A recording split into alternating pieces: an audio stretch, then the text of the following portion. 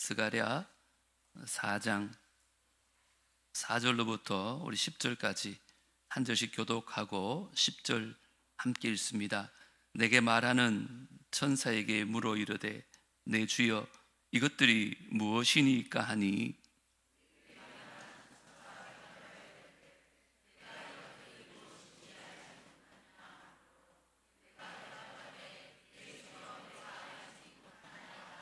그가 내게 대답하여 이르되 여호와께서 스룹바벨에게 하신 말씀이 이러하니라.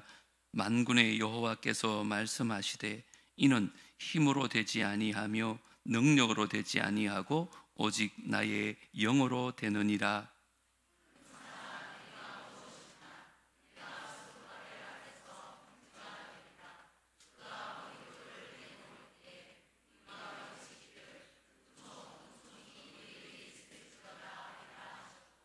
여호와의 말씀이 또 내게 임하여 이르시되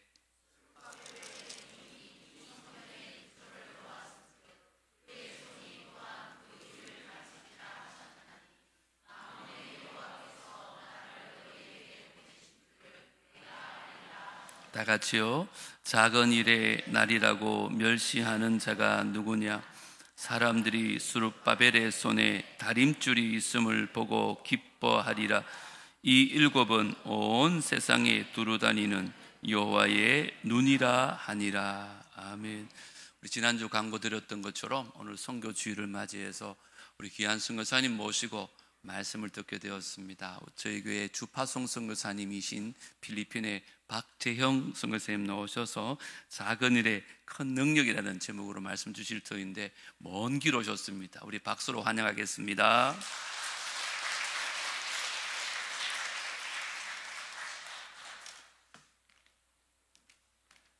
네, 사랑하고 축복합니다. 네, 3부 예배 아주 은혜로운 분들이 많이 오신 것 같습니다.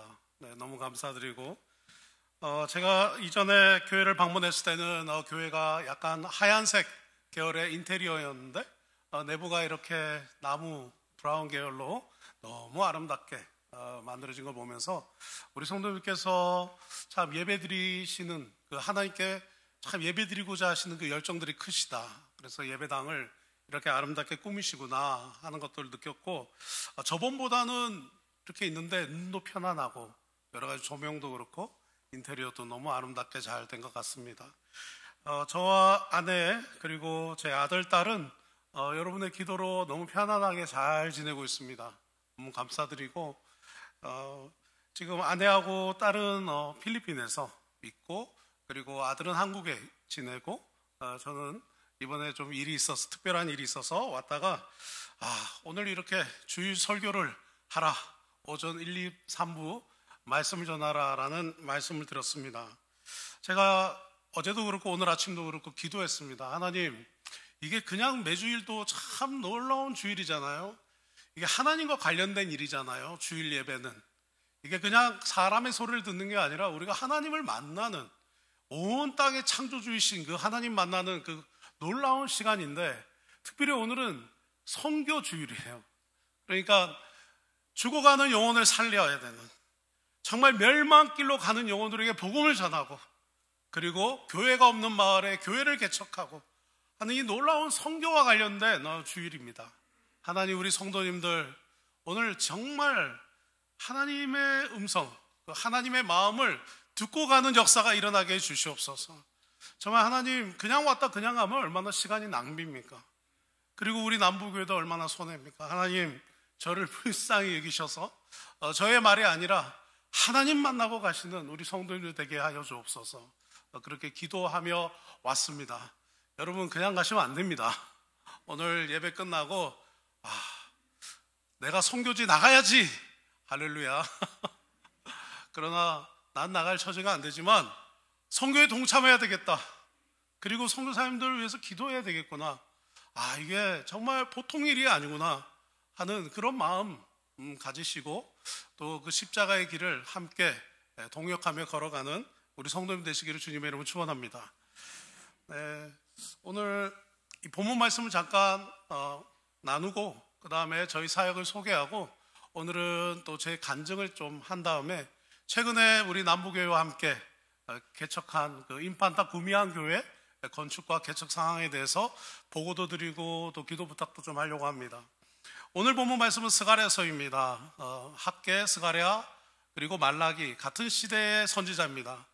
바벨론의 포로로 잡혀갔던 이스라엘 백성들이 이제 돌아오게 됩니다. 그 멸망하지 않을 것 같은 바벨론, 그 무시무시했던 바벨론, 시드기야 왕을 마지막으로 이스라엘 백성들은 이제 더 이상 왕이 없이 포로로 끌려갑니다. 그리고 그곳에서 웅대하고 웅장한 바벨론의 건축물들 앞에서 기가 팍 죽은 그 이스라엘 백성들, 그리고 바벨론의 수많은 우상들 앞에서 하나님만 여호와만 섬겨야 되는데 많은 신들을 경험하게 되는 이 사람들이 다시 이스라엘로 돌아오게 된 것이죠. 기원전 586년 이들은 끌려갔다가 이제 539년에 다시 이스라엘로 돌아오게 됩니다. 그리고 그들은 이제 바벨론이 멸망하는 바람에 돌아오게 된 것이죠. 그러니까 이스라엘 백성들이 다시 돌아오게 된 것에 이스라엘은 한 것이 아무것도 없었습니다. 하나님이 개입하신 것이죠. 우상 숭배하는 이스라엘을 바벨론의 포로로 고난을 주시고, 그리고 하나님께서 때가 참에 다시 회복시키시기 위해서 이스라엘로 보내신 것이죠. 그래서 539년에 돌아옵니다. 바벨론이 페르시아의 고레스 왕을 통해서 멸망하게 되고, 다시 새로운 나라 페르시아가 등장하게 되면서 소수민족을 관리하기 어려웠던 페르시아는 작은 민족들을 돌려보내는 정책을 쓰게 됩니다. 그러면서 이제 이스라엘 백성들이 다시 이스라엘로 바벨론에서 돌아오게 된 것이죠. 그러면서 스룹바벨 총독, 에스라, 그리고 느헤미야, 이 세 총독을 차례대로 사용해서 귀환하게 됩니다. 자, 이제 돌아온 사람들 가장 먼저 해야 됐던 일은 예루살렘 성전을 건축하는 일입니다. 재건하는 일입니다. 사실 그들에게 예루살렘 성전은 솔로몬의 성전이었습니다. 얼마나 아름답습니까? 학개 선지자는 고령의 선지자였기 때문에 그 솔로몬의 성전이 얼마나 아름다운 금과 은으로 웅장하게 지어진 것을 봤던 사람이었습니다. 그러나 젊은 스가랴와 말라기 선지자는 그것을 보지 못했죠. 자, 이런 상황에서 그냥 재건하는, 성전을 건축하는 일도 어려웠습니다. 그런데 그 땅 사마리아에 많은 사람들이 우리가 살고 있는 땅에 이스라엘 백성들이 다시 와가지고 아니 이렇게 성전을 짓는다고 방해하기 시작했던 것이죠. 그 방해도 힘들었지만 이 고령의 이스라엘의 백성들, 그리고 학개 선지자들, 이 사람들이 지금 짓는 이 새 성전의 사이즈가 너무 마음에 안 들었던 거예요. 이것을 우리는 스룹바벨 성전이라고도 말합니다. 총독 이름을 따서 이 스룹바벨의 성전의 크기도 저 놀라운 바벨론에서 우리가 봤던, 포로 시절에 봤던 저 놀라운 건축물에 비하면 정말 아무것도 아니게 보이는 거죠. 어쩌면 우리 남구교회 이 아름다운 교회를 보시다가 필리핀에 오시면 무슨 교회가 이러네, 교회가 뭐가 이래, 왜 이렇게 작아, 그렇게 여겨지실 수도 있습니다. 자, 그런 상황에서 어르신들이, 이스라엘의 고령의 백성들이 솔로몬의 성전과 지금 새로 짓는 스룹바벨의 성전을 비교하면서 그들이 조금 비웃었나 봐요. 그래서 오늘 본문 말씀의 얘기는 이 스가랴 선지자에게 하나님께서 이 스가랴서 전체 7가지 환상의 얘기 중에 한 부분인데, 이 말씀을 통해서 하나님께서 스가랴에게 등장하셔서 말씀하십니다. 특별히 6절 하반절입니다. 만군의 여호와께서 말씀하시되 이 성전 건축은 힘으로 되지 아니하고 능으로 되지 아니하고 오직 나의 영으로 되느니라 라고 말씀하시는, 그러시면서 7절에 큰 산하, 방해물이죠, 장애물이죠, 네가 무엇이냐, 스룹바벨 앞에서 평편하게 될 것이다, 산이 없어지고 평지가 될 것이다, 방해물이 없어지게 될 것이다 선포하시는 거죠. 그러시면서 10절에 보면 말씀하십니다. 작은 일의 날이라고, 그러니까 이 형용사가 하나 나오죠. 작은이라는 형용사입니다. 10절입니다. 이 작은이라는 형용사, 바로 스룹바벨의 성전, 솔로몬의 성전과 비교해보면 너무 작고 바벨론에서 봤던 그 놀라운 건축물들에 비하면 너무 형편없는 이 작아 보이는 이 성전, 이게 무슨 하나님의 성전이야? 아니, 하나님의 성전을 그냥 이렇게 짓는다고? 이렇게 생각하는 이 작은 일, 그것에 있어서 멸시하는 자가 누구냐라고 말씀하시는 거죠. 성경을 읽으면 우리가 성경의 기록을 통해서 감정을 느끼게 됩니다. 오늘 본문에서 하나님께서 말씀하시는 감정은 어떤 감정일까요? 기쁘다, 보람 있어, 너희 너무 좋아, 이런 감정일까요? 아니면 화가 나셨을까요? 화가 나셨죠. 하나님께서 아주 화가 나셨습니다. 작은 일의 날이라고 멸시하는 자가 누구냐? 네, 이놈! 이렇게 말씀하시는 거죠. 이것을 세번역으로 보면 이렇게 말씀하십니다.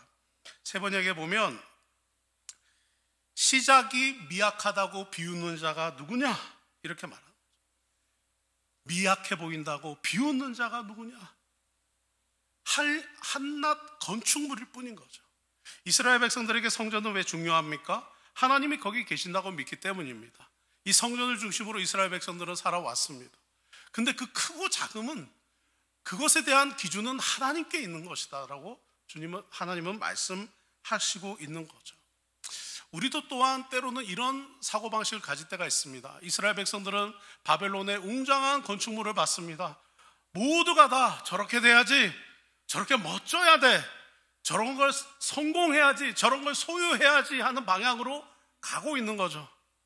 그런데 하나님께서는 오늘 스룹바벨의 성전을 멸시하는 자들에게, 작다라고 비웃는 자들에게 그렇지 않다라고 말씀하시면서 이 건축 자재죠, 다림줄, 이 중력을 통해서 밑에 무게줄을 둬서 실을 매달아서 이 뭐가 수직인지를 기준을 잡는 이 다림줄을 탁 내시면서 너희에게 삐뚤어진 것, 너희의 마음이 기울어진 것이 무엇인지를 내가 보여주겠다라고 하나님은 말씀하시면서 스룹바벨의 손에 성전의 기초를 두었다라고 말씀하시는 거죠.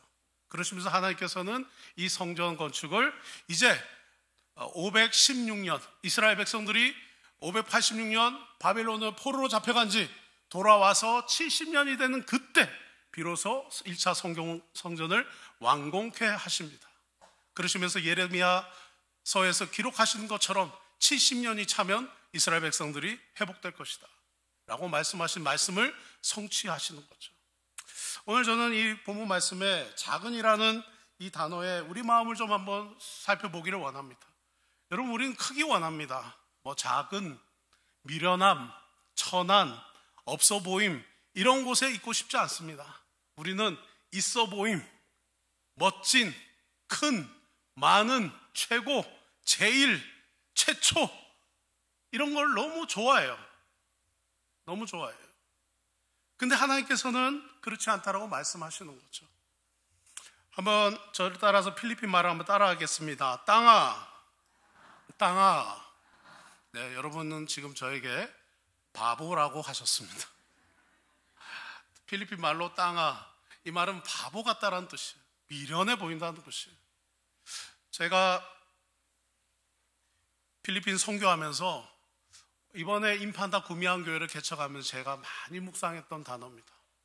아, 내가 이 필리핀 땅에서 바보가 돼야 되구나. 내가 이 선교지에서 가장 미련한 사람이 되어야 되겠구나. 그런 마음을 많이 느꼈어요. 그럼 제가 우리 함께 사역하는 간사님들에게, 야, 우리가 바보가 안 되면 이 하나님 일 못 하겠다. 우리가 바보가 돼야 돼. 우리는 바보 되기 원치 않습니다. 이기고 싶습니다. 승리하고 싶습니다. 남 위에 있고 싶고 다스리고 군림하고 싶습니다. 그런데 예수님께서 이 땅에 오셨습니다.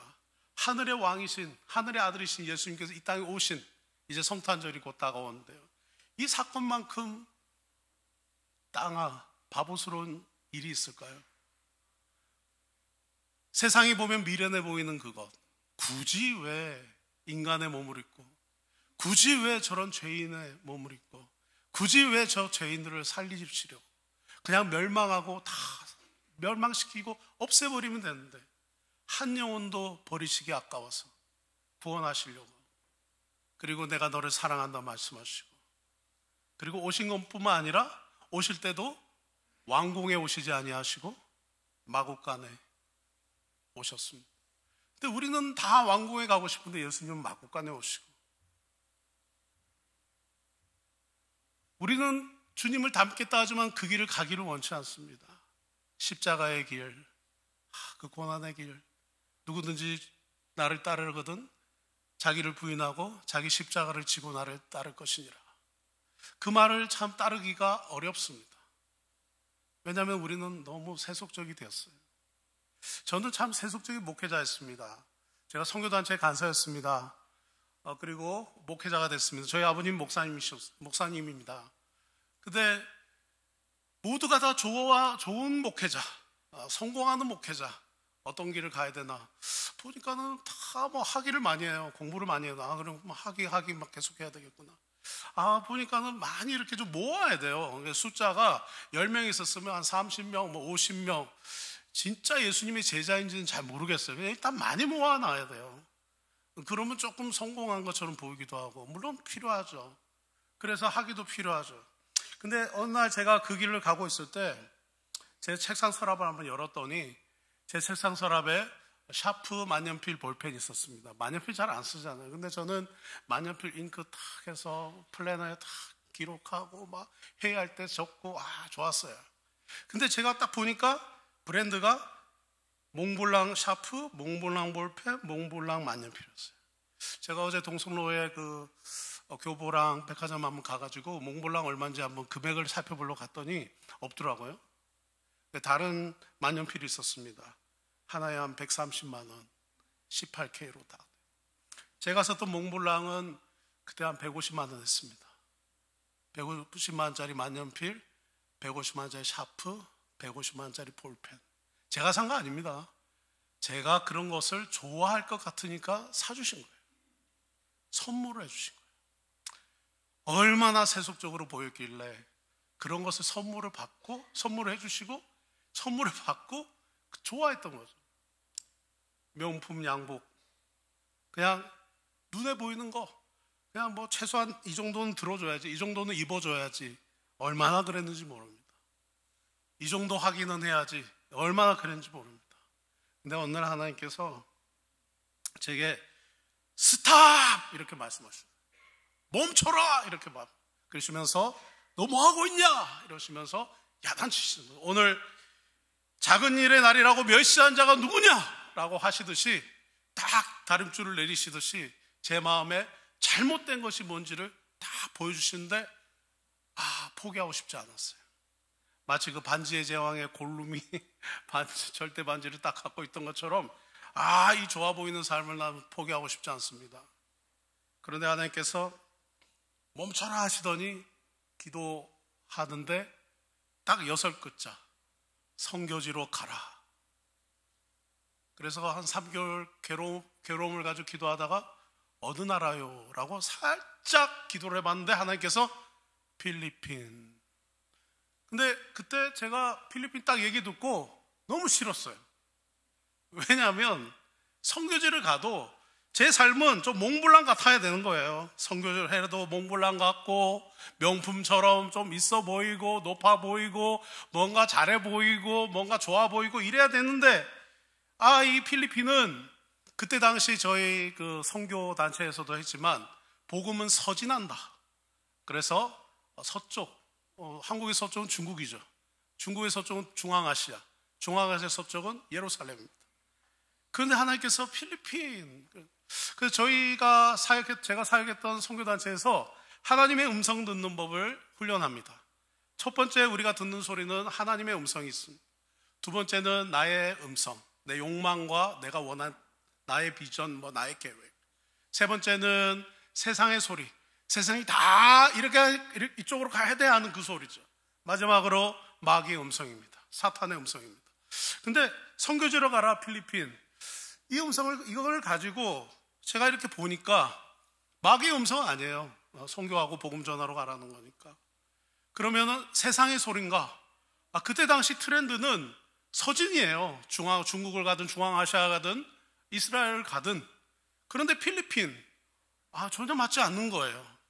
그리고 그리고 세상의 소리는 저는 그러고 싶지 않아요. 선교사로 가고 싶지 않아요. 저는 이 땅에서 좋은 목회자라고 하는 그 그룹에 속하고 싶고, 그리고 저 개인의 음성은 우리 아이들 고생시키고 싶지 않아요. 그리고 좋은 목회자가 돼서 여기서 그냥 보내는 선교사하고 뭐 그러면 좋지 않겠나. 학위도 계속 진행하니까 지금 갈 수가 없어요. 그런데 가만히 생각해 보면 선교지로 가라 필리핀, 제가 아무리 생각해봐도 이 뜬금없는 감동은 하나님께로부터 온 것이다 라는 생각이 들었어요. 그래서 아내에게 여보, 내가 이런 좀 고민이 있어 이렇게 얘기를 나눴더니 아내가 그게 하나님 주신 감동이라고 생각해요? 내가 아무리 봐도 내가 싫은 것만 다 말씀하신 감동을 가지니까 이게 하나님이 지금 말씀하시는 것 같아. 그래서 제 아내가 그러면 순종해야 됩니다. 그러더니 일주일 만에 집도 부동산에 차도 팔고 싹 정리를 했어요. 그리고 현금으로 바꿨던 거죠. 아마도 그런 어떤 세속적인 목회자의 길로 가는 저를 보고 많이 안타까웠던 것 같습니다. 제 아내가 후딱딱 정리를 해서 현금으로 다 바꿨어요. 그리고 필리핀에 갔습니다. 저는 필리핀 가면서 내가 가장이니까 하나님 다른 거 없고 기도하는데, 근데 기도하는데 하나님께서 걱정하지 마라, 너를 도와줄 자를 붙여주겠다, 그런 감동을 계속 주세요. 그런데 저는 마음이 안 좋으니까 하나님, 저는 가장이니까 제가 이 갖고 가는 이 은행에 넣어놓은 이 현금을 다 쓰고 딱 더 이상 돈이 없고 딱 떨어지는 그날, 하나님 제가 가정이니까 의식주 해결해 주시고 저희 아이들 등록금을 해결해 주시면 제가 그냥 하나님이 있으라는 사인인 줄 알고 계속 필리핀에 있고, 딱 통장에 돈이 없으면 의식주도 안 되고 우리 아이들 등록금도 못 내면 하나님께서 이제 한국 가라, 돌아가라 라는 사인으로 알겠습니다라고 기도를 했어요. 가서 보니까 홍수 나고 나서 노숙자들이 너무 많았고 그 노숙자들 사역을 했습니다. 뭐 다른 건 없고요.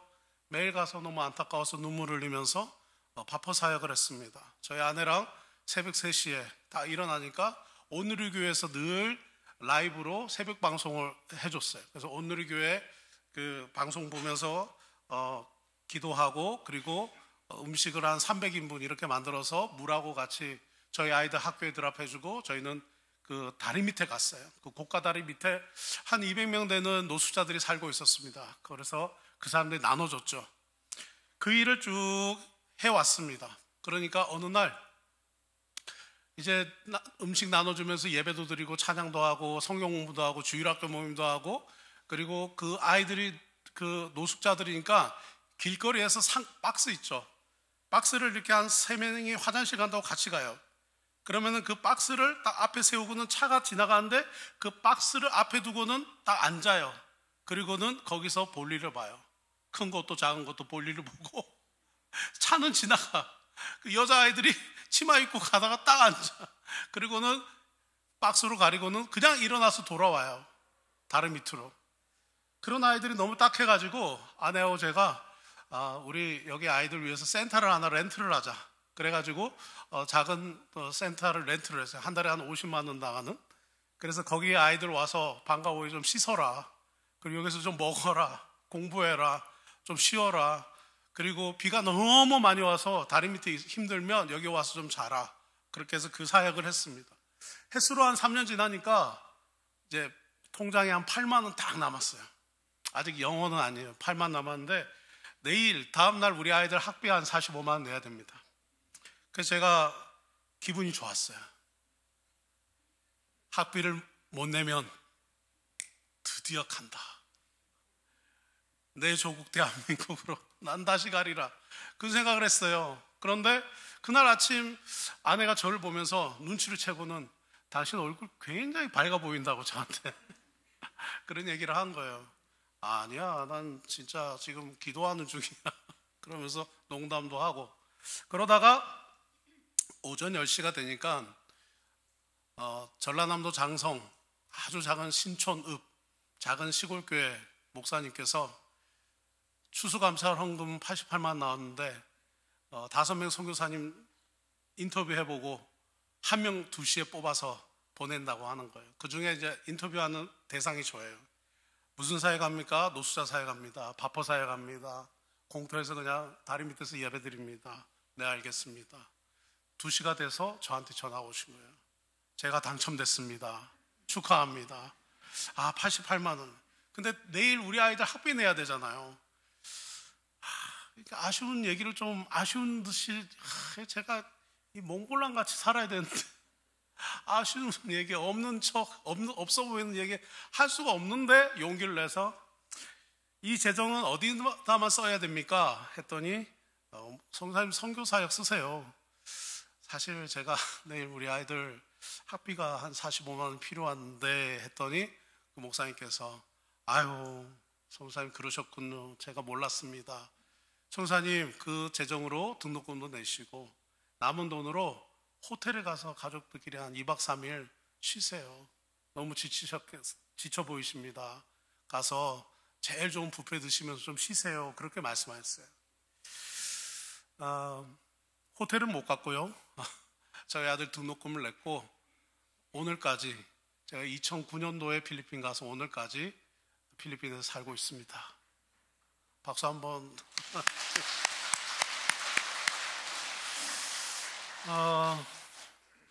뭐 다른 비즈니스 하고 있지 않습니다. 뭐 다른 거 아무것도 안 하고 그냥 전도하면서 그렇게 살고 있습니다.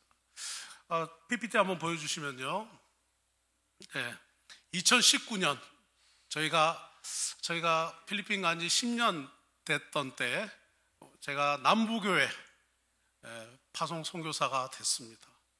그동안에 참 파송교회에 있는 선교사님들 부럽더라고요. 달라요. 부러웠어요. 그런데 어느 날 이재문 목사님과 또 우리 교회에서 저를 파송 선교사로 세워주셔서 얼마나 감사한지. 그리고 코로나의 그 시간들 보내면서 제가 자주 오지도 못하고 하지만 그냥 믿고 기도해 주신 그 사랑을 기억합니다. 너무 감사드립니다. 제 아내하고 제 아내 김덕진 선교사 그리고 박진 아들 혜원 아내하고 딸은 이제 필리핀에 있고 제 아들은 이제 서울에 있습니다. 저희는 필리핀에서 복음전도 사역, 빈민 사역, 교회 개척, 의료 사역, 교육 사역, 또 빈민 구제 사역을 구호 사역. 구호 사역은 이제 태풍이나 홍수가 오면 긴급하게 바퍼 사역도 하고 긴급하게 또 쌀도 나눔 사역하고 그런 사역들을 하고 있습니다. 제가 선교지를 갈 때 가졌던 의문 중에 가장 큰 의문이 사랑이 뭐냐 하는 고민이 있었어요. 성경을 하나님은 사랑이신데 사랑 얘기를 많은데 사랑이 뭘까 하다가 사랑에 대한 단어를 좀 연구를 했어요. 그랬더니 1700년도에 이 영어 사전이 한번 새롭게 개정됐던 것을 찾아봤어요. 영국에 있는 영어 사전이. 근데 1700년 이전에 영어 사전에는 영국의 영어 사전에는 사랑은 love is into action입니다. 사랑은 행동이 담겨 있는, 사실은 사랑을 행동이라고 말하는 거죠. 그런데 1700년 이후에 영어 사전이 바뀌면서 사랑을 그냥 감정, 느낌으로 강조하는 해석이 된 겁니다. 사랑은요. 근데 성경을 보면 감정만 얘기하는 게 아니잖아요. 예수님께서 이 땅에 오시고 하나님께서 자기 아들 독생자 예수 그리스도를 우리에게 내어주시고 성경이 아무리 봐도 사랑을 느낌과 감정으로만 말하지 않았어요. 거기에는 반드시 행동이 있었거든요. 그래서 저는 그래, 사랑은 love is into action이야. 행동해야 돼. 저도 필리핀 현장에 가면서 우리가 사랑해요 말만 하면 사랑해요 느낌만 갖고 감정만 가지고는 이 복음 전도가 안 돼요. 그들에게 적극적으로 다가가서 그들의 피로도 채워주기도 하고 적극적으로 복음 전도하고 해야 되는 거거든요. 그래서 저는 하나님 사랑, 이웃 사랑, 예수님께서 말씀하신 이 큰 계명, 하나님을 사랑하고 네 이웃을 네 몸과 같이 사랑하라는 것을 보았으면 책임지라 라는 단어로 재해석을 했습니다. 한번 따라하겠습니다. 보았으면 책임지라. 옆에 분들에게 보았으면 책임지세요 라고 한번 인사하실까요? 보았으면 책임주세요. 네. 이때가 기회입니다. 잘생긴 분들에게 저를 책임져 주세요 라고. 네, 농담이고요. 그래서 보았으면 책임지라. 저는 이 슬로건을 가지고 이제 사역을 우리는 하고 있습니다. 교회 개척 사역들을 하게 됐습니다. 제가 아까 얼마 남았다 그랬습니까? 8만 원 남았어. 그런데 어느 날 하나님께서 제가 햇수로 이제 3년 되고 그 일을 겪고 나서 이제 처음 이제 후원이 오고 뒤에 이제 후원금이 한 분, 두 분 보내셨어요. 파송교회도 없는데 후원자도 없었고, 제가 필리핀 그렇게 떠날 때 저희 지도 교수님이 논문 쓰다가 너 어디 가냐? 아유, 교수님, 저는 지금 가야 됩니다. 아니, 다른 교회 같이 사역하자. 아, 저는 가야 됩니다. 그랬었는데, 네가 얼마나 공부하고 사역한다고 힘들어서 그러냐. 가서 1년 동안 잘 쉬다 와라. 그러고 갔기 때문에 파송교회도 없고 후원교회도 없었습니다. 그리고 누구에게 후원해달라고 말을 못했습니다. 말하기도 그랬고, 필리핀에 가서 저를 선교사로 안 불러줘도 그냥 제가 복음 전도하는 일을 하면 되니까 그냥 필리핀어들의 형제가 되겠다라는 마음으로 갔습니다. 다른 비전이나 계획이 없었어요. 네, 계획이 없었습니다. 저는 아까도 말씀하셨다시피 필리핀 선교사 돼야지가 아니라 어느 날 주신 그 감동에 순종해야 되겠다라는 생각을 했습니다. 그리고 아내가 일주일 만에 즉각 정리를 해버리는 바람에 아내에 떠밀려서 했습니다. 그런데 어느 날 이제 햇수로 그 일이 지나고 저 한국에 부산에 제 친구가 어느 교회 이제 안수집사예요. 그때는 선교부 위원으로 섬기면서 친구를 좀 초대한다고 해서 항공권도 보내주고 해서 오라는 거예요. 가서 와서 간증도 좀 하고 보고도 해라. 그래서 비행기를 타고 이렇게 땡큐 이러면서 갔죠. 가는데 비행기 위에서 기도를 했어요. 뭔가 마음에 하나님 이번 여행에 하나님 혹시 하실 말씀이 있습니까? 이랬더니 7글자였어요. 교회를 개척하라. 리더들을 세우고 전도하고 리더들을 세우고 목회자들을 세워서 양육하라. 그런 감동을 주시는 거예요. 비행기를 타고 가서 한국에 갔더니 저는 이 교회랑 무슨 같은 그런 일을 하나? 라고 했더니 그 교회하고는 아무 일이 없었습니다. 그리고 다시 필리핀으로 돌아왔습니다. 어느 날 제 이메일을 이렇게 정리하다가 8개월 전에 와 있는 이메일을 발견했어요. 박재영 선교사님 제목이.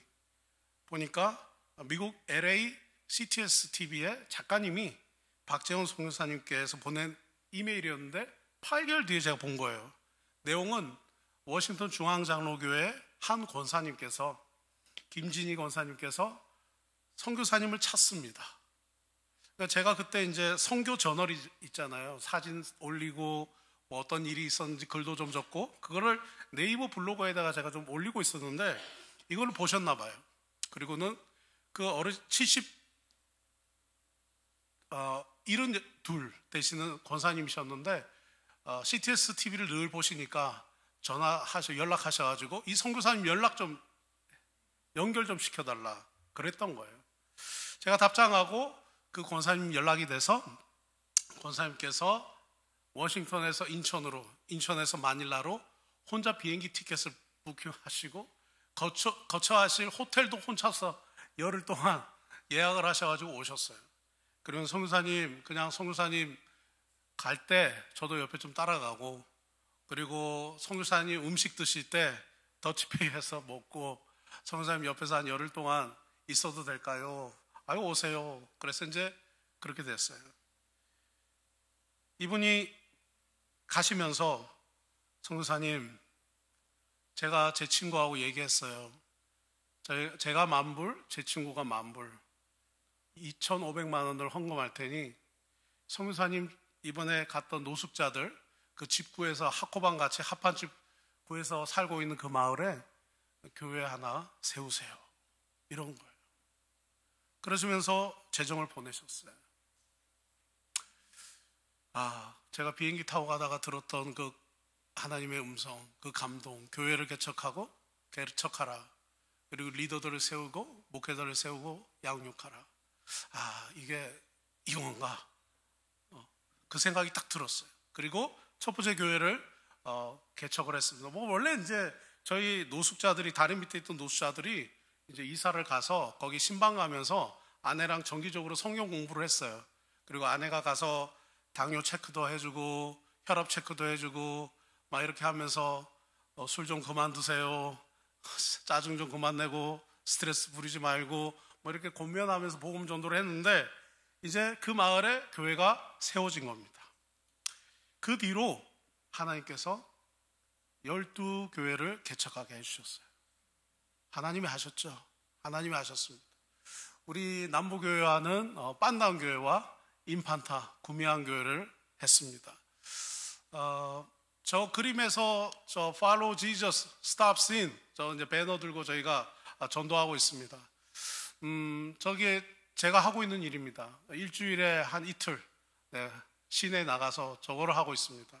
그리고 저기 이제 큰 병원 앞인데 그 검사하고 진단 나와서 큰 병 앓으시는 분들 또 동성애자들 저기 많이 지나다닙니다. 제 마음이 참 불타는 게 요즘 뭐냐면 필리핀은 동성애자들 그러니까 에이즈 환자들이 지금 아시아 퍼시픽 국가 중에 1위입니다. 필리핀 1등입니다. 이전에는 인도하고 태국이었는데 필리핀이 앞질렀습니다. 그래서 에이즈 환자가 지금 1등입니다. 한 20만 명 있는데 65% 되는 한 12만 명 이상의 사람들이 20세 미만, 16세에서 20세 사이의 젊은 남자애들이 그러니까 에이즈가 왜 걸립니까? 남자와 남자가 사랑을 하면 걸립니다. 그래서 이 12만 명 넘는 이 인원이 이 10대들이 에이즈에 걸려요. 고등학교 때 그렇게 감염되는 것입니다. 그러면 왜 이 다음 세대들, 젊은 세대들의 이 일이 일어나느냐? 필리핀에서 저보다 나이가 많은 연예인이 하나 있어요. 유재석 같이 유명합니다. 바이스 간다라고 그래서 그 사람이 동성애자예요. 우리말로 게이죠. 근데 이 사람이 여자처럼 메이크업을 하고 이렇게 TV에 나와요. 그러면서 아주 재밌고 그리고 자기의 일상이 아주 성공하고 그리고 아주 똑똑하고 그리고 홍수나고 태풍 나면 막 가난한 사람 도와요.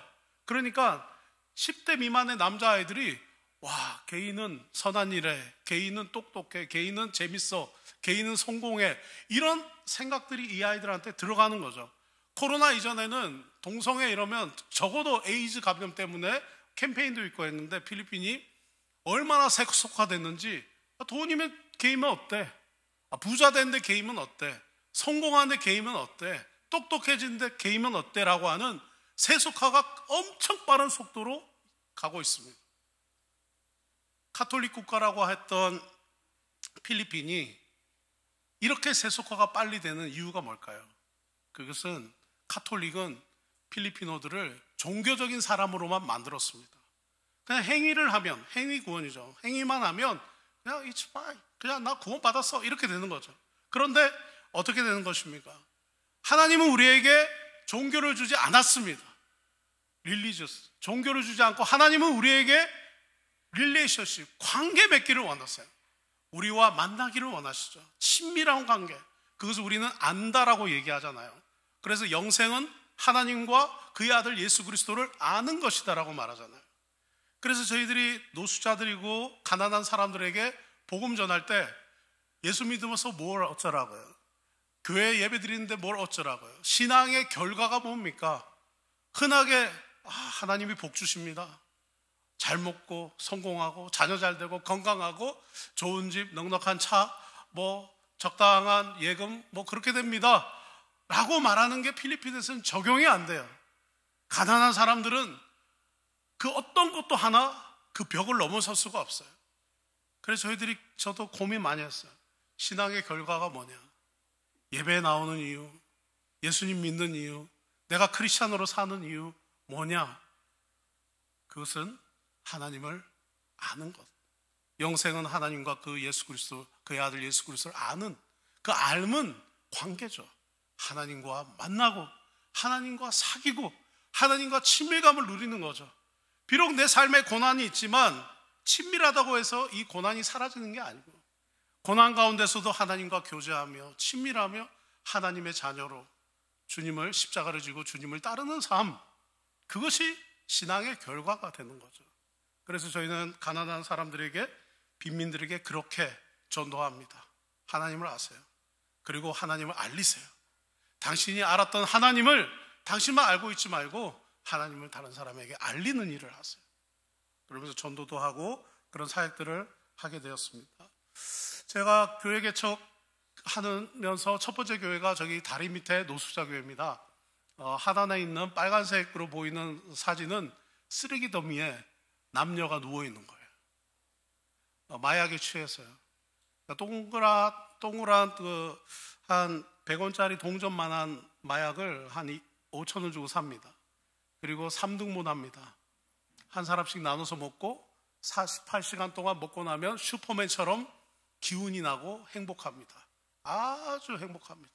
48시간이 딱 되면 갑자기 쓰러집니다. 거기가 햇볕 미치든 길거리든 뭐 차도건 인도건 상관없이 그냥 저렇게 자는 거예요. 왜 사람들이 마약에 중독될까요? 고통스럽기 때문이죠. 하나님 만나지 못했던 거죠.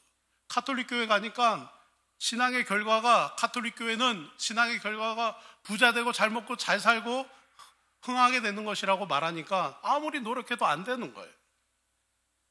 예수님을 아는 것은, 예수님 만나는 것은 하나님과 깊은 사귐을 가져야 되는데 주님을 만나지 못하고 종교적인 생활만 하니까 마음이 비워서 마약을 하는 것입니다. 마카티 공동묘지에도 노숙자들 살고 있습니다. 저기는 공동묘지인데 사람들이 살고 있습니다. 살 데가 없습니다. 그래서 아주 번화가 동성로 같은 여기 교동 같은 곳에 가운데에 큰 공동묘지가 있고 거기에 사람들이 저렇게 살아가고 있습니다. 저기서 저희들이 이제 예배 드리고요. 그리고 복음 전하고 그런 사역들을 했고요. 쌀 나눔도 하고 그렇습니다. 이 사람들 가진 돈이 없습니다. 라면 하나로 6식구가 한 끼를 먹고 하여튼 너무 열악한 사람들입니다. 목사님, 선교사님 공동묘지 밖에 나가서 일하면 안 돼요? 일자리가 없습니다. 기술이 없습니다. 아무도 채용을 하지 않습니다. 나이가 40이 넘으면 아무도 써주지 않습니다. 아빠들이 일할 데가 없습니다. 그냥 앉아서 한 4시쯤 되면 우통 벗고 3-4명이 앉아서 신세를 한탄하고 술을 마시기 시작해요. 저런 곳에 복음을 전하고 있습니다. 저 아이들은 묘지에서 저렇게 공부합니다. 묘지가 어떻게 생긴 거냐면 여기 지금 그 스피커가 있는데 이걸 2개를 더 붙여서 3개가 있다고 생각하시면 돼요. 그럼 딱 사람이 들어가는 공간이 됩니다. 콘크리트 상자가 됩니다.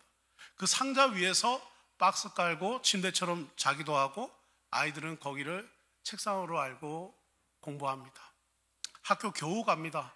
초등학교까지 가고 그리고 초등학교 이후부터 남자아이들은 아버지 따라 노동판에 가든지 여자아이들은 아빠 엄마가 지정해준 남자에게 시집을 가든지 14살에 인생이 결정이 됩니다.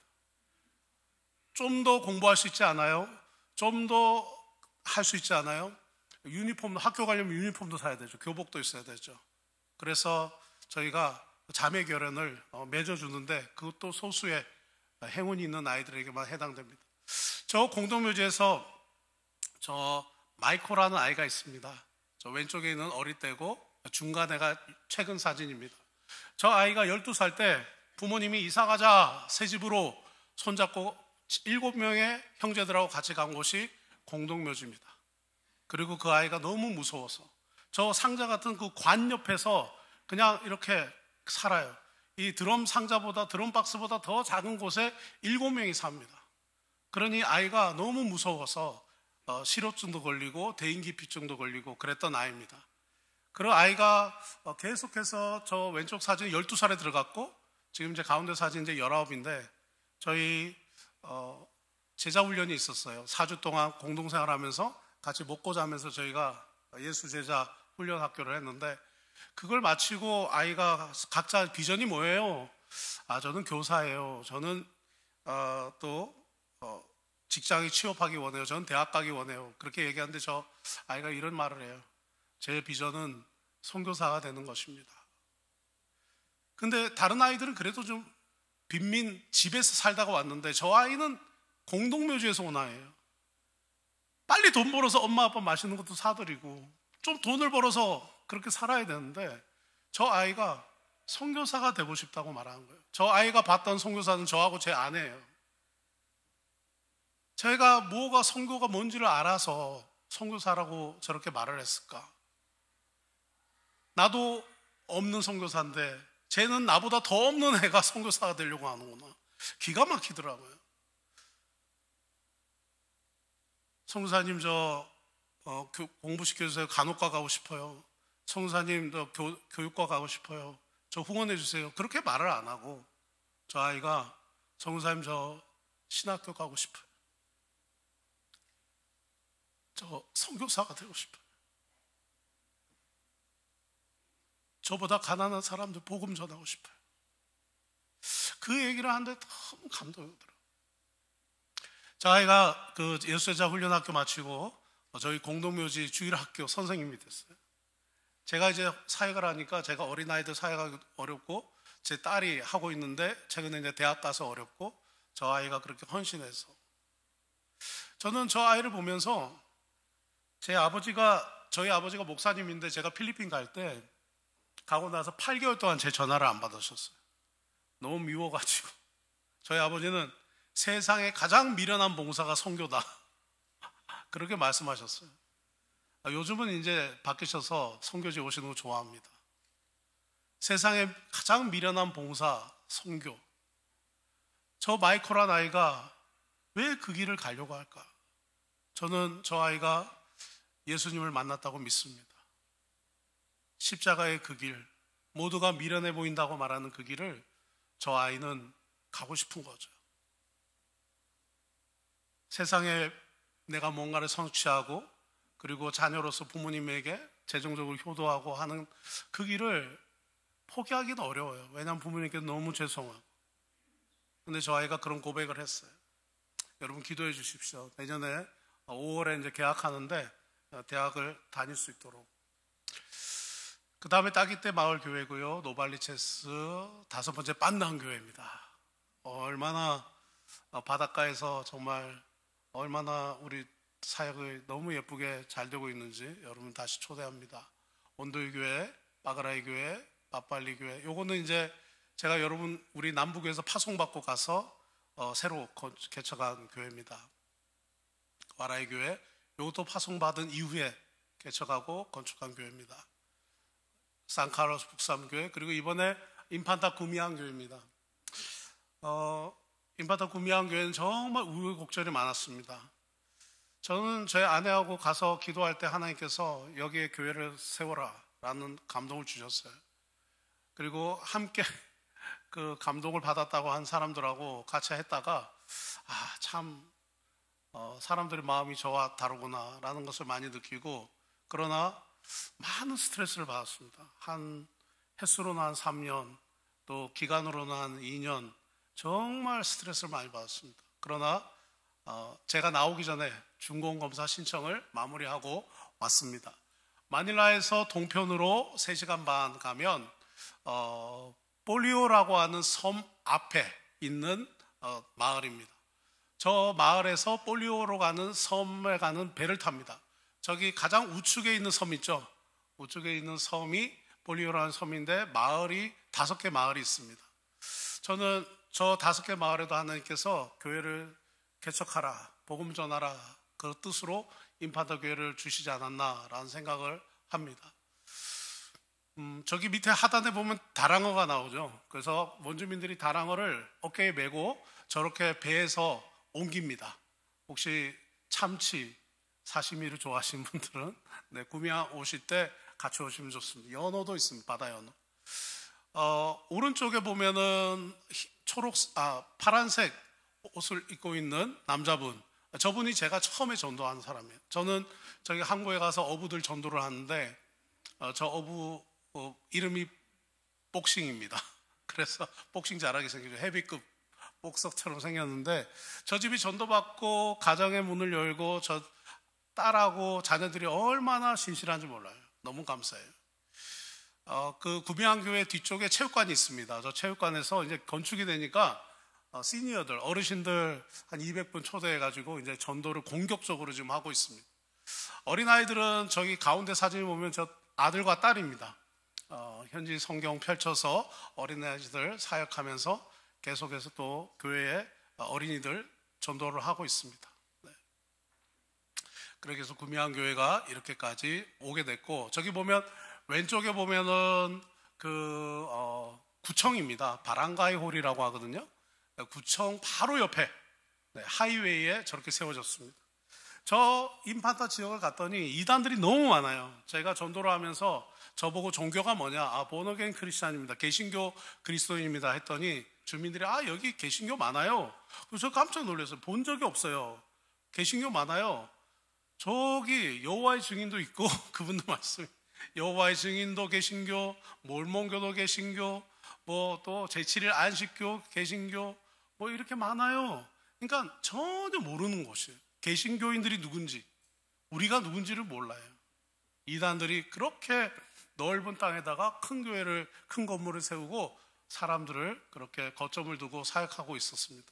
그래서 저기 바람가의 옆에다가 저희가 땅을 구입하고 저기 교회를 저렇게 세우게 됐습니다.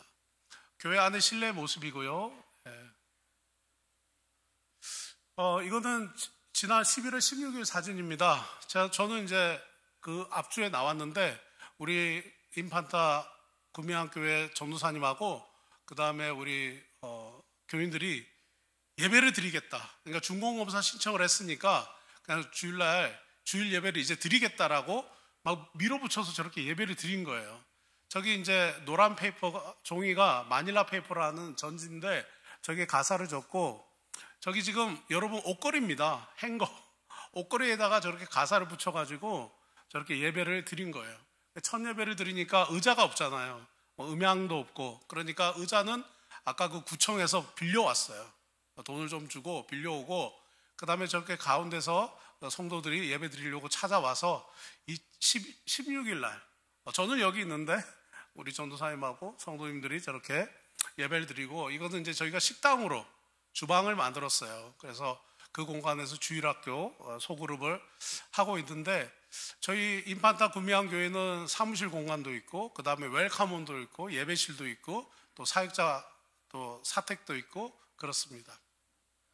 기도 부탁드리는 것은 저희가 첫 예배 드렸지만 다 빌려온 것들이라서 저희 인판타 구미항교회 좀 비품 헌물이 좀 채워지도록 기도 부탁드립니다. 강단에 또 필요한 강대상이나 또 음향 장비, 또 의자들, 그리고 주일학교 사역하는 곳, 그 다음에 주방 비품, 그 다음에 웰컴홈에 필요한 그 의자와 테이블들 좀 채워져서 2단으로 가는 그 성도님들이 저희한테 와서 하나님 알게 되는 그런 일들이 일어나도록 성도님들께서 기도해 주시기를 부탁을 드립니다. 고린도전서 1장 18절 말씀 함께 보겠습니다.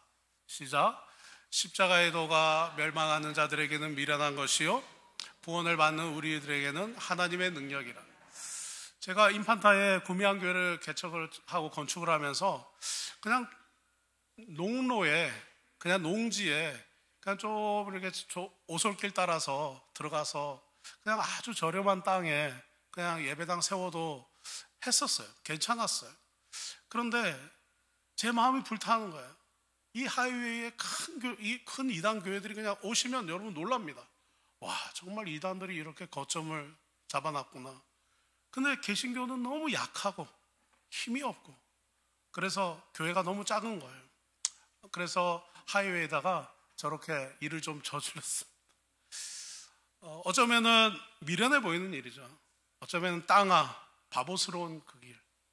그러나 그 일을 통해서 하나님의 생명이 흘러가게 됨을 보게 됩니다. 사도 바울이 아까 방금 읽었던 고린도전서에서 그런 얘기 하거든요. 자랑에 대한 얘기를 해요. 고린도 교회는 많은 은퇴 군인들이 있었습니다. 은퇴 군인들이 자랑합니다. 자기의 강함을 자랑합니다. 군인 시절에 했던 자기 업적들을 자랑합니다. 훈장받고 승리했던, 전투에 승리했던. 그런데 사도 바울은 그 많은 사람들에게 이런 말합니다. 나는 나의 약함을 자랑하노라. 내가 40에 하나 가만 매를 맞고 풍랑에서 내가 죽을 뻔하고 그리고 감옥에 여러 번 감옥에 갇히고 나는 주님 안에서 나의 약함을 자랑하노라. 나의 약함이 곧 나의 강함이다. 그렇게 고백합니다. 여러분, 선교는 저희 아버님 말씀처럼 세상에서 가장 바보스러운 봉사로 보일 수 있습니다. 십자가가 무엇인지 모르는 사람들, 영생이 뭔지 모르는 사람들, 생명이 뭔지 모르는 사람들에게는 굳이 그걸 왜 해? 굳이 거길 왜 가? 굳이 왜 그 희생을 해? 제가 지난주에 너무 감사했던 일은 한농대 졸업하는 학생입니다. 송사님, 1년 동안 가서 봉사하고 싶습니다. 저는 행정을 잘합니다. 성교사님 선교회에서 제가 행정으로 1년 동안 봉사하고 싶습니다. 그 아이는 미국 시민권자예요. 아버님은 교수님이시고. 근데 그 아이가 그 얘기를 하는 거예요. 제가 얼마나 참 제 딸이 선교지 간다 그래도 이거 쉬울까? 그런데 얘가 그런 고백을 하는 거예요. 여러분, 하나님의 복음 전파는 십자가의 길을, 그 바보스러운 길을, 미련한 길을 가는 예수님의 참된 제자들을 통해서 이루어짐을 믿습니다. 세상에서 작은 일로 여겨지는 그 선교, 그 미련한 길로 보이는 십자가의 길, 그 길을 계속해서 가셔서 우리 남부교회가 10개 교회가 아니라 100개 교회, 1000개 교회, 하나님께서 원하시는 곳, 복음 전파하는 일에 귀하게 쓰임받는 그런 교회 되기를, 그 십자가의 길을 가는 교회 되기를 주님의 이름으로 축원합니다. 기도하겠습니다.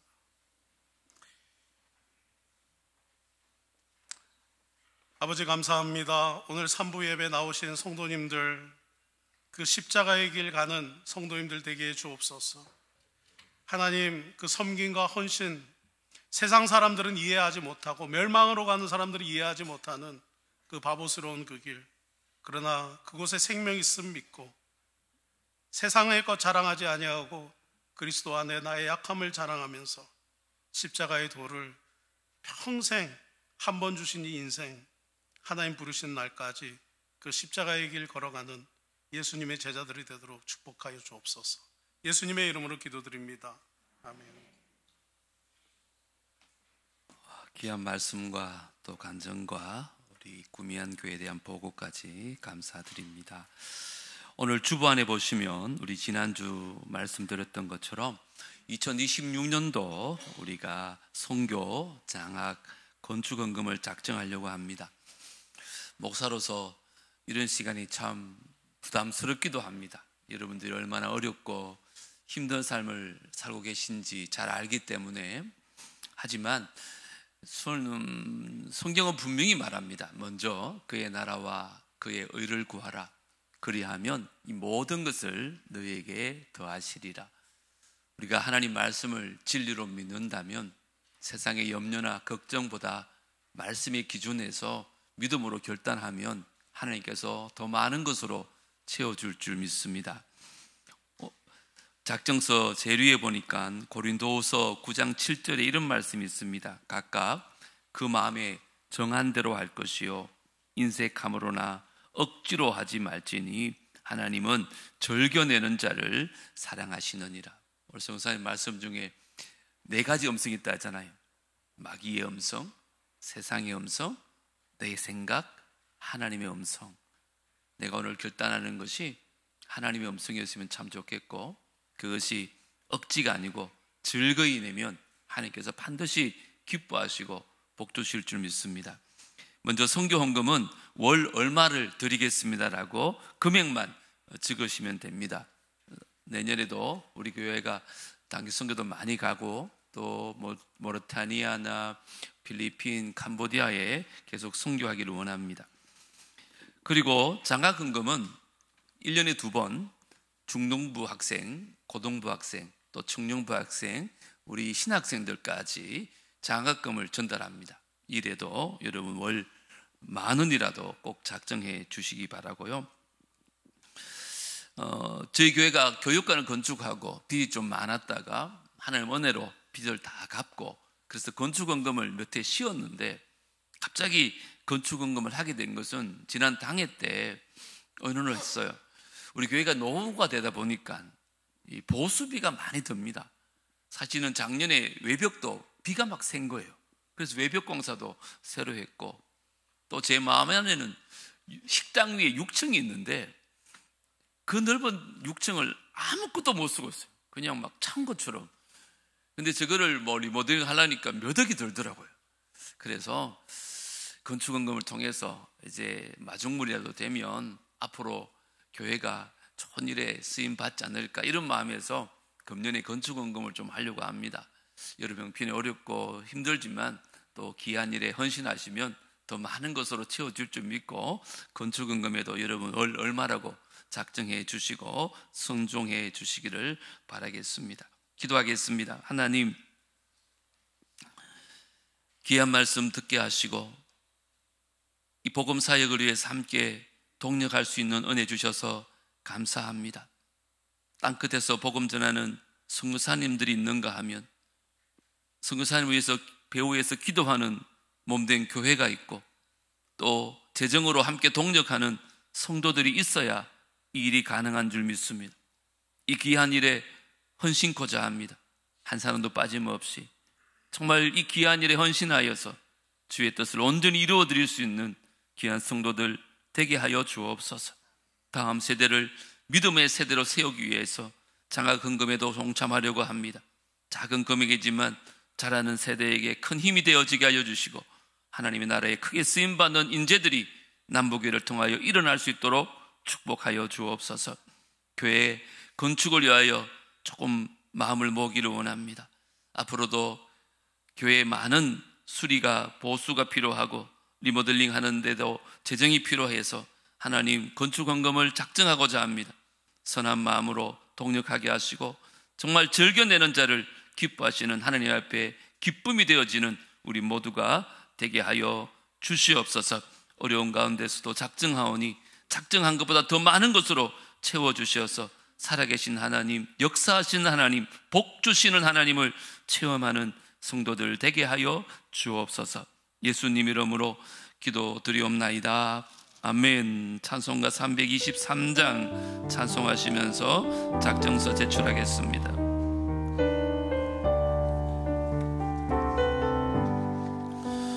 푸른 바다 나서니 몸 어디든지 가오리다. 괴로우나 즐거우나 주만 따라가오리니 어느 누가 막으리까. 죽음인들 막으리까. 어느 누가 막으리까. 죽음인들 막으리까. 아골골자 빈들에도 복음 들고 가오리다. 소돔 같은 거리에도 사랑 안고 찾아가서 종의 몸에 지닌 것도 아낌없이 드리리다. 종의 몸에 지닌 것도 아낌없이 드리리다. 존귀 영광 모든 권세 주님 홀로 받으소서. 멸시천대 십자가는 제가 지고 가오리다. 이름 없이 빛도 없이 감사하며 섬기리다. 이름 없이 빛도 없이 감사하며 섬기리다.